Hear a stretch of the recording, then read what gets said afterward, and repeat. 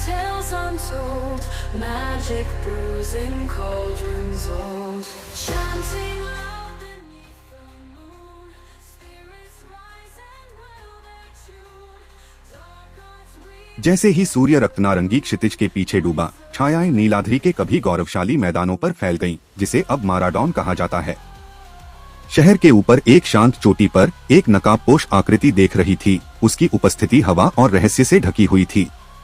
वह गागा थी, आरव की पत्नी और भूले हुए जादू की साधिका। किसी ने उसका चेहरा कभी नहीं देखा था, क्योंकि उसका मुखौटा उतना ही स्थायी था जितने रहस्य वह अपने भीतर रखती थी।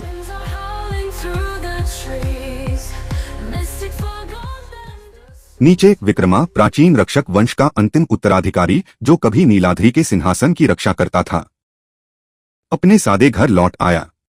उसके दिवंगत पिता का एक भव्य चित्र केंद्रीय दीवार पर टंगा था। उसके सामने एक पीतल का दीपक जलाकर विक्रमा घुटनों के बल बैठ गया, आंखें मूंद लीं और स्मृतियों में डूब गया। 10 वर्ष पूर्व नीलाद्रि एक बुद्धिमत्ता और रहस्यमयी सौंदर्य से परिपूर्ण राज्य था। वहां न्यायप्रिय और बलशाली राजा आर्यवंश का शासन था।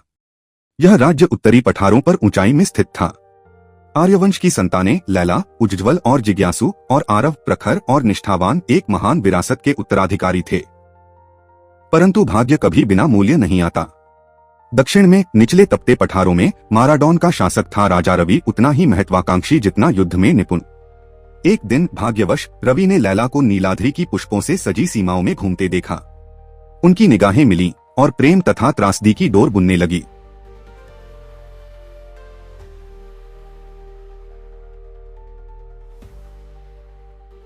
मंदिरों के खंडहरों और तारों से सजे उपवनों में छिपे उनके गुप्त मिलन जल्द ही एक ऐसे संबंध में बदल गए जिसे कोई भी सिंहासन सहन नहीं कर सका। इस अवैध प्रेम और अपमान से क्रोधित होकर राजा आर्यवंश ने रवि को राज्य छोड़ने का आदेश दिया। परंतु रवि प्रेम और अभिमान से अंधा ने विजय का मार्ग चुना।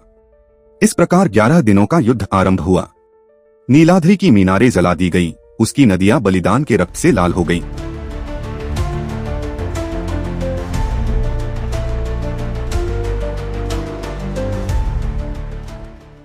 आरव ने आक्रमणकारियों के विरुद्ध युद्ध का नेतृत्व किया। उसकी तलवार प्रतिशोध की एक धुंध बन गई, परंतु नियति निष्ठुर थी। अंतिम दिन चंद्रमा की चीत्कार करती रात में राजा रवि ने नीलम की सीढ़ियों पर आर्यवंश के हृदय में अपना खड्ग उतार दिया। युद्ध जीता गया, नीलाद्रि हार गया। लैला प्रेम और शोक से बिखरी चुपचाप रवि की पत्नी बन गई। राज्य का नाम बदलकर माराडॉन कर दिया गया और उसके सुनहरे ध्वज रक्तलाल में बदल दिए गए। आरव पर्वतों के जंगलों में लुप्त हो गया, टूटा और मौन। उसके बारे में फिर कभी कोई समाचार नहीं मिला। अब तक जैसे ही विक्रमा अपनी स्मृति से बाहर आया, कमरे में एक सिहरन फैल गई। बाहर आकाश गोधूली के बाद और अधिक अंधकारमय हो गया। बादल अस्वाभाविक रूप से मरोड़ खा रहे थे।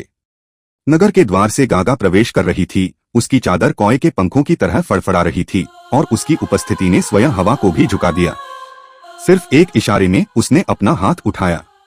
सड़क की दीपक की ज्वालाएं हरे रंग में मुड़ गईं। बच्चे चुपचाप रोने लगे। वृद्धों ने दबी हुई प्राचीन भविष्यवाणियां दोहराईं। जादू सच्चा और प्राचीन लौट आया था।